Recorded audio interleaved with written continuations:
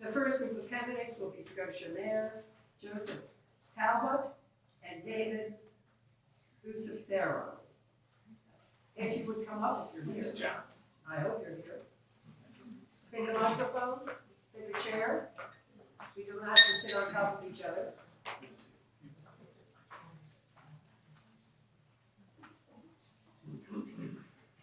Also, if for any reason you cannot hear us, wave a hand.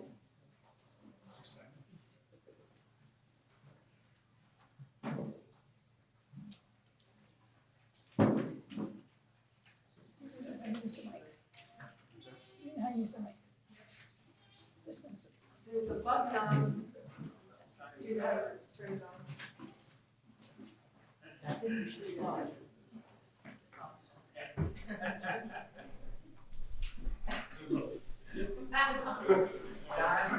Thank you, there were no names on the backside. Okay, are we all live? I'm loud enough. I'm sure they can hear me. Okay, let's start, because it's alphabetical, with Mr. Lucifero. Your opening statement, please. All right. Good evening, and thank you to League of Women Voters for hosting tonight's forum. This truly is democracy at work in the right way. And thank you for giving me the opportunity to share with you my vision for a better Scotia. My name's David Lucifero. Over 30 years ago, my wife Linda and I chose Scotia to settle and raise a family. That time, our choice was very simple. We had a great community, we had a good school district, we had a thriving business community, and taxes were affordable. Today, we continue to be tax-paying homeowners. In the same home, we raised our children that we carefully selected 30 years ago. But unfortunately, that dream is being jeopardized by high taxes and growing debt. That is why I'm running to be mayor. Not for the title, not for recognition, not to be Mr. Popular on the streets of Scotia, but to preserve our dream, the same dream so many of you have shared with me while I walk and visit with you, as well as to make this a destination for families who want to move. I was taught at a very young age by my dad who owned a meat market, there's no substitute for honesty, integrity, and hard work. Words are words, actions are real. I've lived my life with these words and lessons my dad taught me. Lessons I believe are critical to be your next mayor. We have shared a real strategy and action plan for change in our 100-day plan. You will not hear meaningful buzzwords or experience personal agendas from me. In the lack of action you have endured for the last 4 years, we are not the same group. We are not the same group that is the same group with new faces. We represent a new independent coalition of people who will deliver on the plan, who created, I believe, my extensive resume and community experience, that I have the values, skills, and demeanor to not only save the village, but to move forward. Thank you. And now we'll hear from Joseph Talbot. Good evening, everyone, and thank you to the League of Women Voters for hosting tonight and for all that they do with educating the voters. My name is Joe Talbot. I've lived in the village of Scotia on and off my entire life, born and raised here. My family has been here for my children will actually be the 5th generation in the same house. So we have deep roots in the community. Growing up in Scotia, my family has always been a part of the community. Generally in volunteer activities. Back when I was a child, my family was known with the Little League. As we've grown up and moved around, we've continued those traditions of just being part of the community, but an active part. I was raised to believe that if you can do something to improve the area, if you can do something to help your fellow citizens, then you should do it. After many years as a financial advisor, during which I was actually barred from running for any office. I did a lot of volunteer work, but as a financial advisor, you have a conflict of interest if you're working with the municipality. Now that that was done, I've taken my leave of that, closed my practice a few years ago to be a stay-at-home dad and love every minute of it.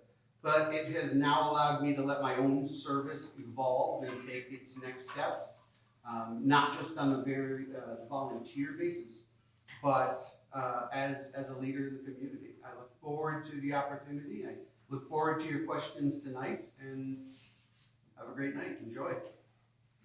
Thank you. Our first question.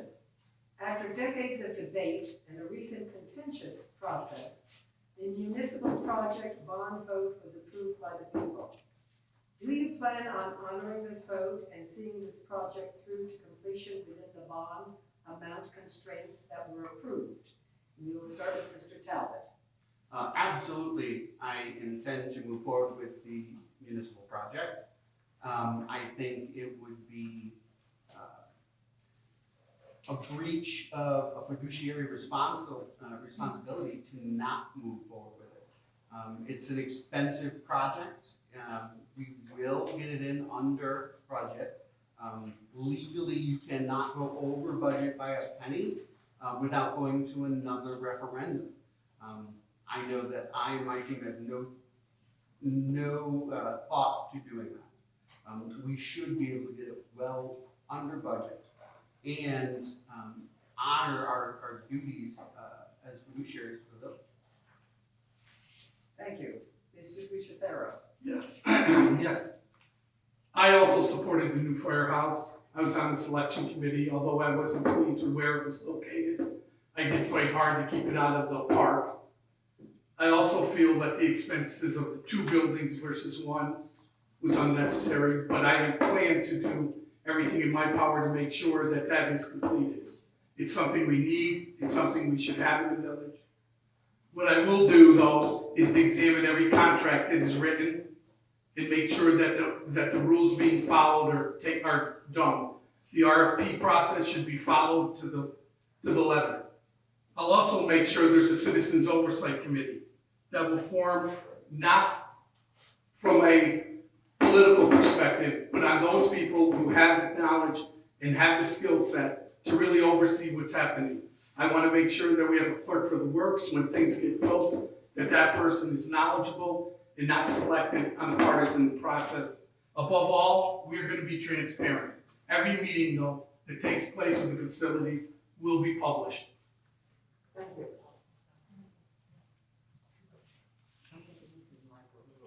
Gotcha. Thank you.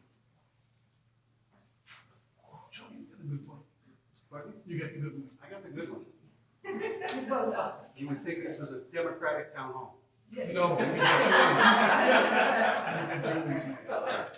Next question. Mike's mostly.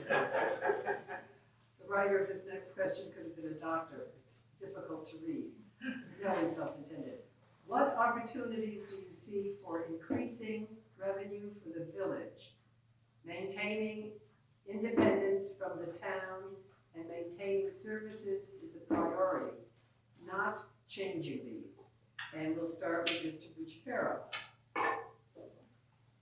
Well, excuse me. Well, I think there's a number of ways we can increase revenue, but I am going to take exception to the fact of saying that we stay far from the town. There's no reason we can't learn to share services with the town as long as it's remaining within the Village of Scotia, and the Village of Scotia is not losing services or losing their personality. But what we can do is we can bring more business in.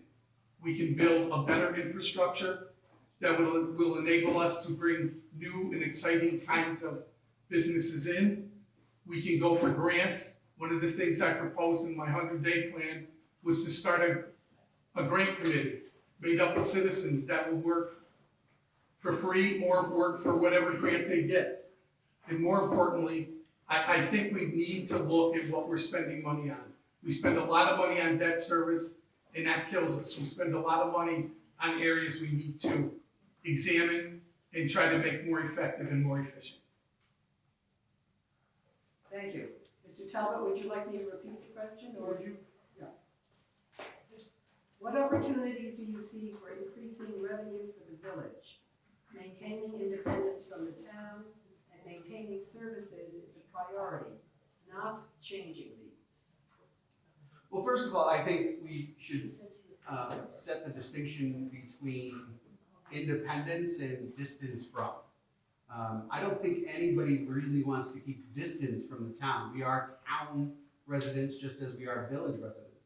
I think we need to make use of that relationship in every way possible from a cost standpoint. As for increasing revenue to the village, we definitely have to take a look at infrastructure. We have to make it an even better walking community. We need to work with our area businesses to see if we can get them to grow as well. And we need to find new ways to foster new businesses and invite them into the community. I think we've made some great steps with that on things like the sidewalk rejuvenation project that's going on and some of the other activities here in the village that are already taking their first steps. Thank you. Our next question is, what are your plans moving forward as it relates to consolidation of services? And we will begin with Mr. Talbot. We have to be careful with consolidation of services. We have to make sure we're not equating multiple groups with a dilution of service. The village did a great job with actually taking the park department and the DPW and combining those, and that's a great example of places where we can find cost savings, where we can improve the day-to-day for the same or less money. So I think we also need to look at our services with the Glenville, as I said. Where are there cost-saving measures with working together? Thank you. Mr. Lucifero. Did you say it one more time? The question, yes. What are your plans moving forward as it relates to consolidation of services? Okay. I'm looking at services from a perspective of what do the villagers want, what are the most important services that they feel they have. And whatever we do with a consolidation perspective will be from that point of view. We're not going to consolidate services so that we lose benefits, but we are going to look at consolidation for anything we could, but not just with the town. We're going to look at the county, we're going to look at other municipalities and see if there's ways we can save money by doing things together. It could be around purchasing, it could be around economic development, it could be around sharing certain kinds of services that we can sell or we can buy cheaper than what we have. I have no plan to just turn all of our services over to anyone. We're Scotia. We want to remain Scotia, and I wouldn't become mayor of Scotia if I thought we would become something other than that. Thank you. It's rare to find a candidate who speaks to the point so quickly. There are no more questions for you, so we may begin with your closing statement. What? Oh.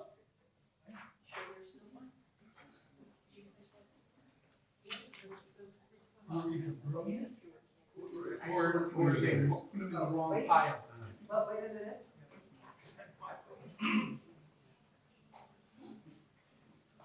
All right. A few more questions have appeared. I thought you were going to get off easy. No, we thought we were going to catch Aaron Judge's home run. Okay. For this question, we will start with Mr. Lucifero. What is your plan for infrastructure improvements?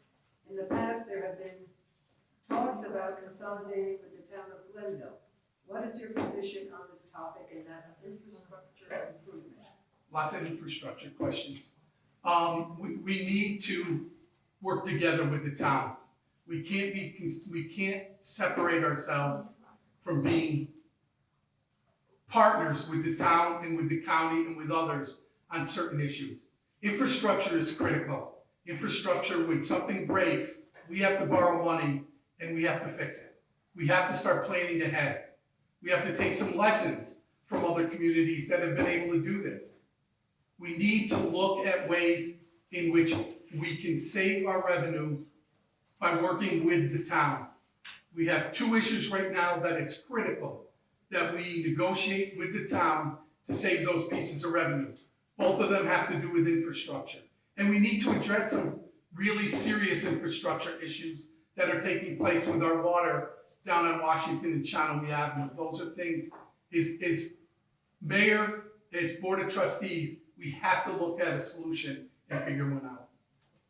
Thank you. Mr. Talbot. I hate to be that guy, but could you, one more time, please? I was shuffling my card. I was shuffling my card. What is your plan for infrastructure improvements? In the past, there have been talks about consolidation with the town of Glenville. What is your position on this topic? I personally think we have to take advantage of whatever opportunities we do have. We're working with the town, working with the county, working with the state. Infrastructure specifically inside the village, part of that is going on right now. We passed the referendum for a new municipal facility. There has been a lot of talk in the village about quality of water and problems that may exist with dead-end mains in the village. That's a crucial infrastructure question that we have to address as quickly as possible. One of the things, however, that frustrates me as a citizen would be, or rather is, our lack of a long-term plan. We have to incorporate the infrastructure question along with all these other topics into a 5, 10, 15-year plan so that we know where we're going to be and we know if we're winning. Thank you. Those are all the questions we have time for. Gentlemen, it's time for your closing statements. We'll begin with Mr. Talbot, and also the people whose questions were not answered, feel free to speak to the candidates afterwards. Mr. Talbot. When I first told my friends and family that I decided to run for mayor of Scotia, the first question I got was, "Are you crazy?" And the second question was, "Why would you want to run?" The answers were yes, and because I love the village, and I can do good work for the village. I know the skills that I have, the experience of my life can actively improve the village. I think we need to have a plan, and I think we need to work that plan. I think it goes beyond what is best for tomorrow and into what's best for the next generation. What are we leaving behind for the next administration to tackle? That's going to take some time. It's going to take some effort. There's going to be really hard decisions to make.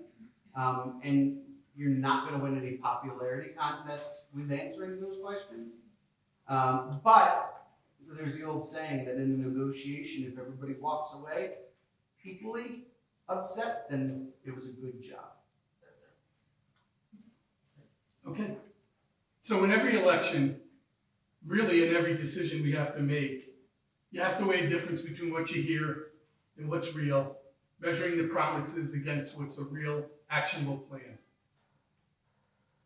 I didn't have time tonight to explain to you my history, my work history, my community involvement, my work with the school board. But I think if you took the time and look online, you're going to see that not only do I have the skills that are necessary, but I have the ability and fortitude to make that decision. I don't go over the tax cap. I won't go over the tax cap. I will do whatever we need to do to try to stay under it. I believe that my skills and my ability to work with others, my negotiating skills will help us to save major revenue.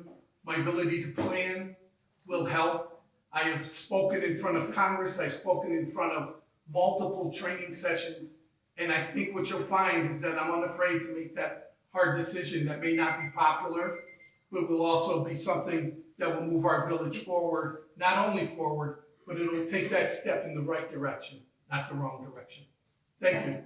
Thank you, gentlemen, for being here tonight. As I said, there are more questions that people want to ask, so ask the candidates outside.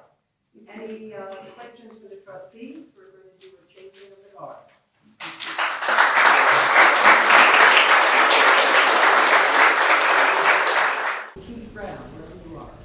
you. Okay. Hi, everybody. Good evening. Thanks to everyone for coming out. Thank you to League of Women Voters for organizing this forum. My name is Keith Brown. I'm running for village trustee in Scotia.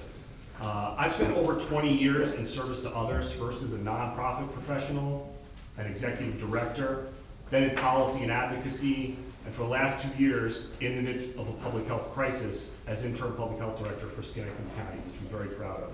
I also serve on the Zoning Board of Appeals in the Village of Scotia. In my previous roles, I've managed large budgets, I've written grants, I've managed personnel, I've been in charge of operations, I've implemented programs and services. I have a proven track record of getting things done by working closely and directly with both impacted people, elected officials, civil rights leaders, law enforcement, community organizations. If you ask anyone I've worked with in the past, including everyone from sheriffs, chiefs of police, fire, EMS, district attorneys, community organizations, people struggling with HIV, mental health issues, substance use, everybody will say the same thing, school districts, all the way on down. I'm an effective leader. I don't let political or ideological differences get in the way of achieving shared goals. I'm running because, like my fellow Scotia residents, I love the village for what it is and what it can become. When my now 20-year-old daughter was 1, my wife and I chose to live in the village because of all it offers. For families, for visitors, even as our family grew to 5. When I look at the downtown area, I can't help but envision a more robust downtown, a more vibrant, walkable community, more of a destination. I want to be clear, I don't think the village needs to be saved. I believe that what it needs is more cohesive vision, better communication between leadership and the community, proactive efforts to address concerns, real investment in sustainable growth. I believe it needs leadership that will work with both internal and external resources. I'm happy to talk more as we get into questions. Thank you. Thank you. Mr. Lindsay. Good evening, and thank you to the League of Women Voters for this forum. My name is Dave Lindsay. I've lived in the village for 60 years. I am the third of 5 generations. I am married to Debbie Lindsay. We have 3 fantastic children, Kyle, Eric, and Kristen. And we have a new baby grandchild, little girl, Leah, Nicole. I started my career in the boat business. I was in the boat business for 30 years. I started my career on Hamburg Street in Schenectady, learning every facet of the business. I was appointed vice president of the dealership when I was 24 years old.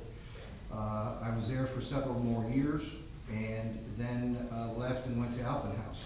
And anybody who's familiar with Alpenhaus knows that's a really big company. I was responsible for dozens of employees and millions of dollars worth of inventory. After several years being there, I was recruited by First National Bank of Scotia to create a business development system, which was very successful. We had so much success that we were able to open 2 new branches, Clifton Park and Rotterdam. I was subsequently promoted to vice president, and after several years, I ended up going back to Alpenhaus. They needed help at the Route 30 location. In 2008, I had the opportunity to buy a franchise, and ever since then, I've been self-employed. My job has always been to business development and building relationships with businesses, banks, automobile dealers, and like that, and that's really a specialty of mine. I would appreciate the opportunity to be a trustee in the Village of Scotia, to kind of carry on the legacy of my family in the village, and thank you very much. Thank you. Ms. Gonzalez-Farrell. Hi, my name is Amanda Gonzalez-Barone, and I'm running for Scotia Village Trustee. I want to thank the League of Women Voters for this opportunity and my fellow candidates for participating. If you told me a year ago I'd be sitting here, I wouldn't have believed you, because I'm not a politician. I'm just a Scotia homeowner who loves where she lives. The past few years, the taxes have kept going up and up, even though our quality of life has stagnated, and I started to ask why that was. I love data, and I love facts and information, so I did research, I reviewed the village budget documents, I attended all the meetings, and I voiced my concerns to my government, and I was not happy with the answers I was getting. And the more I talked with my neighbors, I realized I wasn't alone. Many of our neighbors feel unrepresented, so much so that they're on the verge of moving out of the village if they haven't done so already. That's why I decided to run for office, because with my experience as a small business owner and my passion for the village, I feel we can make a real difference where we live. But we have a lot of work to do. We need to control taxes so people aren't forced out of the village. Scotia is made up of working families, new families, and retirees. They cannot afford to stay here if these trends continue. We need to increase transparency and keep people informed. We also need to welcome feedback and criticisms as opportunities to improve. We need to improve our quality of life. We have an aging infrastructure that needs attention, and we need ways to keep our community connected, especially our younger generation. And finally, we need to support our existing businesses and attract new ones that fit our character. I have a unique expertise with these as a small business owner in our community. Not only can I effectively manage a budget, but I have to keep my customers happy. An election may happen every 4 years, but my customers vote with their dollars every single day. And if I'm not doing my job to provide great service, to communicate effectively, and to remain profitable, my business fails. We need to bring that level of attention and responsible financial management to Scotia, and I question the judgment of anyone who thinks the village does not need saving at this point. I promise to bring that as trustee, and thank you for your time. Thank you. And now for the questions. We will go in reverse in answering. So we'll start with Ms. Gonzalez-Barron, Mr. Lindsay, and then Mr. Brown. First question is, name the top 2 infrastructure problems in the village, and how do you plan on fixing the issues and investing in the future? So I think the top 2 infrastructure issues we're dealing with are our water systems and our roadways and sidewalks. I feel that the custom in the past has been to have no long-term plan, so when something breaks, we slap a Band-Aid on it, or we ignore it because there isn't any money, or it affects too few people. And we need to become proactive instead of reactive. And the way we do that is first we have to stop the bleeding. We have to create the money to address these issues. We start by looking at the budget, going line by line, trimming the fat. From there, once we stabilize the budget, we're going to be able to start to plan for our future. We're going to start to pursue grants and opportunities. We can actually invest in our village from there. The fact that we are not addressing a critical water issue that is jeopardizing the health of our neighbors needs to be addressed immediately. And that is one of the primary concerns I'm going to focus on if I'm elected. Mr. Lindsay. Thank you. She is dead on. We have water issues, quality, volume. Sidewalks in many sections of the village are impassable and dangerous.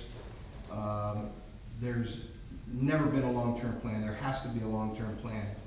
Recently, I was up in Bolton Landing, and the town had no running water on a Wednesday night, and that was a little disheartening.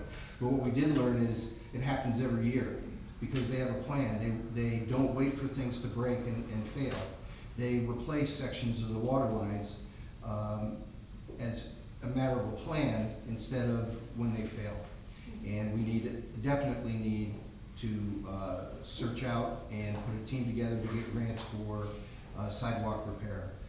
We have a beautiful walkable village, and it just has to be a lot safer. The sidewalks are really in sad shape. Yeah, I hate to sound like a bit of a broken record compared to the candidates beside me, but clearly we have an issue with some of our residents and our water that needs to be addressed, not ASAP, but probably yesterday. And this is where I would say I tend to know a fair amount about water quality because of my day job. So I don't entirely buy that the fact that it's a small number of people means that there's nothing you can do about it. There's an awful lot you can do about it. And frankly, I think you need to engage citizens in a different way around these issues, instead of saying, tough luck or whatever. You have to work with people, explain to them both the short-term and long-term solutions that are possible with this, and make sure people are engaged in that process and are aware, and that you leverage your state and county resources so that people can at least feel like in the immediate their water is not dangerous while the larger issue is being handled. And to sidewalks, I couldn't agree more, and I would just sort of add that the downtown infrastructure in general needs to be improved so that we can recruit and retain small businesses. Thank you. Our next question. How will the candidates keep taxes lower with all the rising of prices, for example, gas, water, and sewage rates? And we will start with Mr. Lindsay. Thank you for the question. We certainly have to do as much as possible to work with the town and the county to make best use of resources and available funds. We need to put a team of grant writers together to increase revenue in several areas wherever we can. We have to create a long-term budget plan, which we basically have never had. You need a long-term plan to know where you're going and to know how to get there. And we need a good person who is an expert at budgets, and that's Dave Bucciferro. He is an expert in the budget area, and he'll create a budget that will keep taxes under control, lower costs, increase revenue, and as a team, we can make that happen to keep taxes low. Thank you. All right, I'm juggling my cards. Ms. Gonzalez-Barone is next. As a business owner, I know that there are two ways you manage your bottom line. You either increase revenue or decrease your costs, and that's it. A village is trickier because unlike a business, our revenue is fueled by taxes. But there are ways to offset that. We need to look into grants. This is something that was promised by those on the board 4 years ago at this forum and hasn't come to fruition sufficiently. We need to pursue those grant opportunities. We need to revitalize our business district, and this is one where I have unique expertise on. I've actually created a business plan called Strong Businesses, Strong Scotia. And if you haven't checked it out yet, I would definitely recommend going to our website, taking a look, because I have a 4-step plan in which we can up our business revenue and support our existing businesses while attracting new ones. And additionally, we need to look at partnering with the town of Glenville, because they are a strong partner and they could be a strong ally with us. And I say partnering, not consolidating. We need to work together because we are not only neighbors with them, but we are Glenville residents just as much as Scotia residents. Thank you. And Mr. Brown. Yeah, so I do want to direct folks tonight at sgdems.com. There'll be a more detailed plan that's going up that we've been working on. It includes some of what we're going to talk about tonight. So I encourage people to go there. It's increased revenue and it's decreasing expenses. And so one of the things we've talked about is I think the department heads did a great job in the last cycle of finding ways to leverage potential cost savings, but also, frankly, be creative about ways to maybe turn that into revenue. So are we providing training for our police and fire and EMS that we can offer to other municipalities for a fee to offset costs?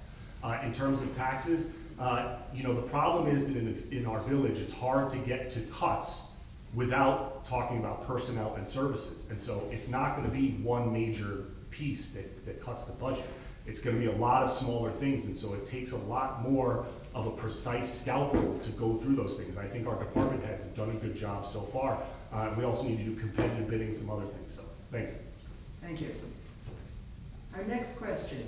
Briefly explain your ideas for youth programs in the village and how they will be funded. And we'll begin with Ms. Gonzalez-Barone. Speaking of youth programs, when I've been going door to door, one of the biggest things people have asked me when talking about youth programs is, do you remember when we used to be able to swim in Collins Lake? And we had that beach. And it seems we have this wonderful park, but most of the activities are geared towards really little kids. We have the splash pad, we have the playground, but we are really missing a gap here in that older, once they get past the tween age, that's when you see a lot of kids milling around in the streets, not having things to do. We need to focus on that generation, and we do that by looking for a lot of grant opportunities and volunteer opportunities. There are areas where we can work within our village, such as community service opportunities, having kids mow lawns for senior citizens who need help with maintaining their code length. We can create opportunities where kids in the village teach older residents how to use their computers, how to use technology, and give them some community service credits for that. There's lots of creative ways we can look at this issue. Thank you. Mr. Brown. Yeah, so having 3 kids, I know an awful lot about, especially adolescent boys and how you have to find them things to do. So this is really important. So number one, there are private organizations, community organizations, and other folks that are already doing great programming. And what we have is infrastructure for space. So we have the park, we have other places where we can bring those programs in and do that where it's not a cost to the village, so it keeps things neutral. Frankly, I think we need to move forward on the idea of the skate park in the park. It's a big one. Every time I talk to kids or families, they say, when are we getting the skate park? It's also something that will bring people to the downtown, which impacts our businesses and impacts everything else. We need to talk about food programs, food insecurity. I know it's not youth programming, but it's literally about the health and safety of our children. And so we need to bring in more programming like that. And I think we do need to leverage county, town, state, and other resources that are available to bring programming in. Like I said, we have the infrastructure. That's something we definitely, that's a strength. Thank you. Did I ask you that question? Not yet. Not yet, okay. Mr. Brown, it's Could you yours. repeat that, please? Yes. Briefly explain your ideas for youth programs in the village and how they will be funded. We have a lot of youth organizations, a lot of fantastic volunteers, and we can't forget that we are also members, we are also citizens of the town of Glenville. Between the village of Scotia and the town of Glenville, there's more parks than you can even remember the name. There's a lot of organizations that provide sports, educational opportunities, churches, organizations, and we need to bring them together because they're the experts. They're the ones who are working with youth every day. And we need to bring them together and see what the village can do to expand on that. And I actually like the idea of a skate park in the park. Thank you. Our next question. Do you have any plans regarding all the electric bikes and scooters that are taking over our sidewalks without disregard to something driving practices? We have another topic. But, Safe driving practices? well, I don't know, could be standards, could be safe, but currently this person is concerned about electric bikes and scooters taking over the sidewalks. And we'll begin with Mr. Lindsay. Yes, well, you don't have to reinvent the wheel here. It takes a little research to see what New York State law is, what local laws are, in other villages and towns. You don't need to reinvent the wheel. You just see what's working somewhere else, and success leaves clues. And you just find out the efforts that other municipalities are making and do what they're doing. Certainly, things like helmets, designated areas for them to operate. Enforcement, that's a tough issue. We've got, the police have a lot of very important things to do. Chasing down kids on skateboards or electric bikes is not going to be, not going to make an episode of Cops. But it needs to be dealt with because it has to do with not only the safety of the people who are riding them, but also the safety of the people who have to keep in mind that these folks are around. So. But I would suggest seeing what other communities are doing and see what works. Thank you. Mr. Brown. Well, so this sounds like a great job for the Traffic Safety Committee, which already exists in the village. So, number one, I would say that this is it sounds like an emerging issue that the Traffic Safety Committee can take up. This is a safety issue for folks with mobility challenges and people who use our sidewalks, especially if there's electric scooters and bikes on the sidewalks. That obviously creates a hazard. Yes, we don't necessarily want to burden our law enforcement with having to enforce that. But this is one of those things where a pillar of our platform is about improving communication between the local government and our citizens. So we need to engage people who are having issues with this in what they're seeing, what are the challenges, talk to our chief of police and our other resources to be able to come to solutions together. It might be a simpler solution than having to really reinvent the wheel here. So. Thank you. Ms. Gonzalez-Barone. So to answer this question, I feel like you almost have to go back to youth programs because in going to every single meeting and listening to what's being proposed, I almost feel like there was too much of a rush to find something for our kids to do that we're actually physically putting them into the streets and at risk in order to do it. So the idea of a skate park in the park is a wonderful alternative. skateboards and electric scooters on our sidewalks and our roads. And frankly, they end up in the road because our sidewalks need so much repair that the kids can't use them on the sidewalks. So you're gonna have a lot of danger there, and I really shudder about the level of enforcement that's required to do that. I still think this is a test of the fact that our priorities are upside down in this village. We should not be focusing on pushing electric scooters out, or riverbank ordinance, or solar farms. Those are great things, but we need to focus on the budget, our infrastructure, our quality of life, and the fact that we are not prioritizing those things right now is a shame, and it needs to go the other way. Thank you.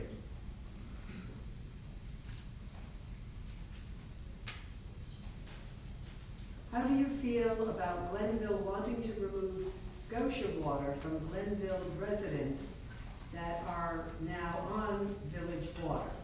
And we'll start with Ms. Gonzalez-Barron.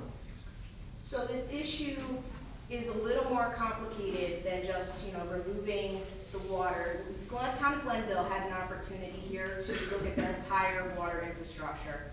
And that may or may not include taking some of their residents off of Scotia Water Services, some of these residents. Now, we should not be obstructing or depriving them the opportunity to explore safer, cleaner, and cheaper water for their own residents. With that said, as a Scotia resident, I am concerned because we are going to be losing revenue from that. So obviously from a selfish perspective, that is concerning to me. So what I think needs to happen is we need to talk with the town of Glenville right now, immediately. We need to sort out this situation to protect our assets rather than fighting with them. We need to secure our revenue so that our taxes don't go up unnecessarily because the town and the village can't work together well, and I'm dedicated to doing that. Thank you. Mr. Graham. So 2 quick things on this. In terms of communication between the village and the town, one of the things we've put forth in our plan is that there be a monthly meeting between the mayor of the village and the town supervisor that's attended by both a clerk or somebody else of their choosing at the meeting that takes notes. They agree on mutual notes after those meetings, and they're publicly available to people. Having attended recent meetings and watched others on video about this, I think that the miscommunication or misrepresentation back and forth has to stop, and I think there needs to be more transparency about those conversations, and the people deserve to know. Secondly, this gets into people in the village. We are required to deliver them safe water. Obviously, we have some issues that need to be addressed, but we're required to do that. I think there's a philosophical difference between something that's a right for people who live in the village and something that's a premium that you can sell to people. Thank you. And Mr. Lindsay. This has been an ongoing issue for a very long time. The Village of Scotia, because of poor management of the budget, has looked to gouge the customers of these water districts in the town for a long time to make up for their inability to have a responsible budget. I know for a fact that the supervisor in Glenville has reached out to the village many times. The liaison in the Village of Scotia to the town has dropped the ball. The town has made every effort to come together with an agreement. And the bottom line is, when you're a customer and you're getting gouged and you don't feel as though you're getting a fair deal, you're gonna look to do something else. And the village has nobody to blame but themselves. And the supervisor's been long trying to get together. And it just proves that there needs to be change in the village. We need new leadership, new faces, and a new way of doing business that works with the town, because we're all town residents as well. Thank you. Our next question. What is your plan for infrastructure improvements? In the past, there have been talks about consolidating with the town of Glenville. What is your position on this topic? So that sounds like a 2-point question, and we will begin with Mr. Lindsay. Yeah, consolidation is unnecessary, but working well with the town is necessary. There's nothing wrong with working with the town when they've had so much success doing things, and they can share the success with the village. You need a long-term plan for infrastructure. You can't just wait till things break and then fix them. You need a long-term plan, which means you have a long-term budget plan. You have to look, because you know there's gonna be failures. So you can't just wait till things break, to have them fixed. Now, if you work with the town and work with the county and purchase things, on a more of a volume basis and work, you may get, items and materials at a much lower cost. So it's very, very important that you work with the town and work with the county on these issues. And maybe there's grants, available too that haven't been applied for. Thank you. Mr. Brown? There are resources available to work on infrastructure. What we need is people, grant writers, and people in leadership that will do the hard work of going after that. And that includes cooperating with the town, the county, our state representatives, and anybody else who can assist with that. We need to do a major study of our infrastructure, especially our water, because it is core to both the health and safety of our residents and to be able to attract small businesses, new families, and have sustainable growth. There are resources out there for that. I think if we look at Jackson or Flint or other places where infrastructure has failed, one of the things we learned after that is that there were opportunities to improve that and go after resources to do that, and that the leadership failed to do that. And so it's there, it takes work, it takes talking to people, it takes cooperating, but we can get there. Thank you. Ms. Gonzalez-Barron? Well, regarding the infrastructure, the two major ones, the water, I would say we should go for a grant. The town of Glendale is applying for one, and I keep asking myself, why aren't we? That one is up to $5 million that we could get, and I know it's gonna be about $500,000 just to fix the loop on Shawnee and Washington. For sidewalks, I think that is an awesome opportunity to partner with the town of Glendale. We've done it in the past, and why not continue to do that? I don't understand the Scotia Board's refusal to work amicably with the town. We are not just Scotia residents, as I said, we are Glendale residents as well, and on top of that, Glendale was in a very similar state as us 10 years ago, and they managed to turn things around, and they are very profitable, or prosperous right now. And as a business owner, I use case studies to learn what successful businesses do so I can replicate that. So we not only have an opportunity to learn from the town of Glendale, but we also have the opportunity to partner with them. And we need to look at those opportunities as ways that we can improve and take those case studies to heart. So I would work very closely with the town of Glendale in making sure that we could do that. Thank you. I've been given the closing statement sign, so we will go to our closing statements, beginning with Mr. Brown. Thanks. I appreciate the opportunity to talk about about these issues with everybody tonight. Again, I would encourage people to go and check out the detailed plan that'll be available tonight. I want to talk about why I'm here and why I'm running. I, as a taxpayer, also was frustrated with the things I was seeing in the village, with the leadership, the lack of communication. When the municipal project was in the works during the pandemic, I was an outspoken critic of the way that the village was going about that, and in fact publicly was doing that on social media. I was the only comment on the record about the Stewart's expansion, expressing concern about displacing at least 2 small businesses without a long-term plan or long-term strategy to address that. So I'm here because I was also frustrated with leadership and with communication with all the things we're talking about. And so I'm up here representing a desire to change that. So thanks for the time, I appreciate it. I'll be around if anybody has any specific questions. We'd love to talk to everybody. Mr. Lindsay? Thank you very much for the opportunity tonight. There's been a little bit of talk about a plan. We've had a plan for weeks. It's very comprehensive, and I encourage you to grab a copy on the way out. It was worked on extremely hard by Dave Lucifero, who's, I think you'll appreciate how in-depth this plan is and how much detail there is, how comprehensive it is. You can pick up a copy, it's on our website as well. I wanted to run in the village because I've been here my whole life. I started paying taxes, I bought my first house in the village in 1985. And the village is a lot different than it used to be. We need change in the village. We need new faces, new ideas, and a new direction. Not just a couple of new people off the same bench on the same team. We need a completely new direction. We need new ideas, and we need to go forward with responsible budgets and and people who know how to run a meeting in the very basic sense. So if you vote for Dave Bucciferro, Amanda Gonzalez-Barone, and Dave Lindsay, you're going to get that. Thank you. Ms. Gonzalez-Barone. I had a wonderful boss at past job who told me, don't ask for the job you want, start doing it. And I've been doing that for many months now. I've been going to the meetings religiously, I've been videotaping everything and posting the recordings immediately for those who can't attend.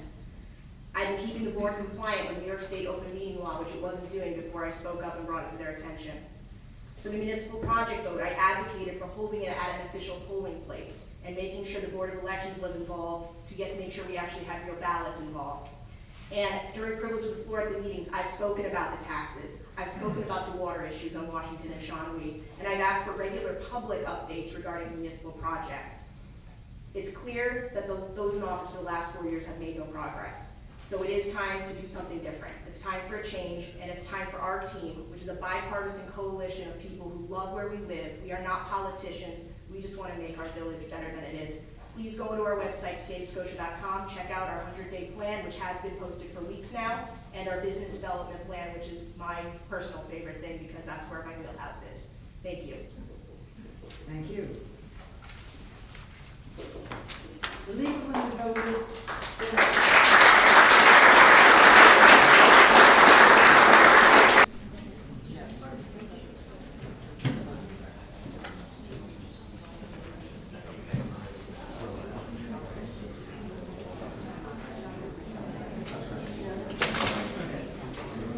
My apologies for being so disorganized tonight. John, you look good up there.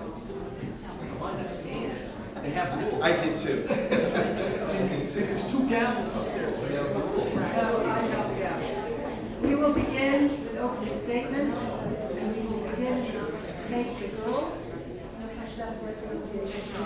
girl. Okay, Kate. Good evening, my name is Kate McGurl. I am a candidate for Schenectady City Court Judge. I am currently the Associate Court Attorney in Albany City Court. Is my microphone on? Can you hear me? That's like How about now? Yay. Good evening, my name is Kate McGurl. I'm a candidate for Schenectady City Court Judge. I am currently the Court Attorney in Albany City Court. In the trial part, I serve 5 judges in that court.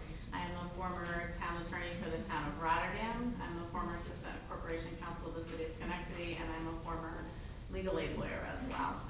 I sought this office because I've been a member of my community for living in the city of Schenectady for over 13 years. I believe in being dedicated to justice. I have a vast amount of knowledge that makes me incredibly qualified for this position, and I have 2 children. I am a member of youth soccer. I'm wearing my sneakers this evening because I came from baseball, and my children attend the city school district as well. I sought this office because I believe that there are special rules for special people. I believe in justice for everyone. My resume reflects that, and so I sought this office. I'm running as a Democrat and a working families party candidate. Thank you. Mr. Lockwood. All right, before I begin, I just want to make sure I'm not running against Kate McGurl. Okay? I'm running for town justice. My name's John Lockwood. I've been a lifelong resident of the town of Glenville. I currently live in the northern part of Glenville with my wife and my daughter Josephine. We're expecting our 2nd child in January, so our home's going to be a family of 4. We also have a dog, Marnie, golden retriever. I started my legal career at the Schenectady County Public Defender's Office. I was there for about 7 years. Moved on to the Schenectady County Attorney's Office, where I was elevated to Chief Prosecutor for child abuse and neglect cases. From there, I moved on to work for the state. I currently manage a compliance office for the New York State Office of Children and Family Services. Previously elected village trustee, so I feel Mr. Lindsay, Mr. Brown, and Ms. Gonzalez-Barone's pain. I also currently serve as the Associate Village Justice in Scotia, previously served as the Village Justice in Scotia.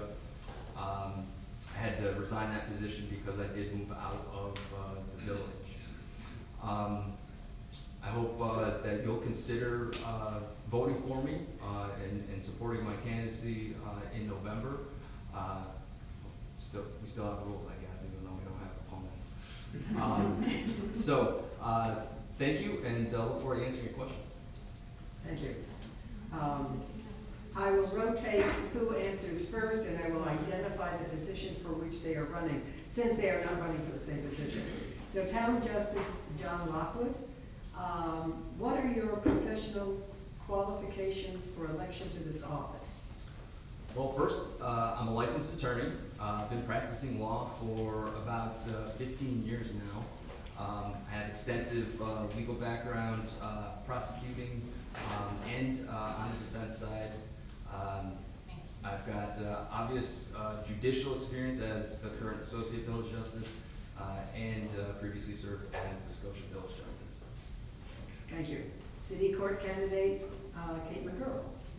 I currently work in the same type of court that I am asking people to elect me to in November.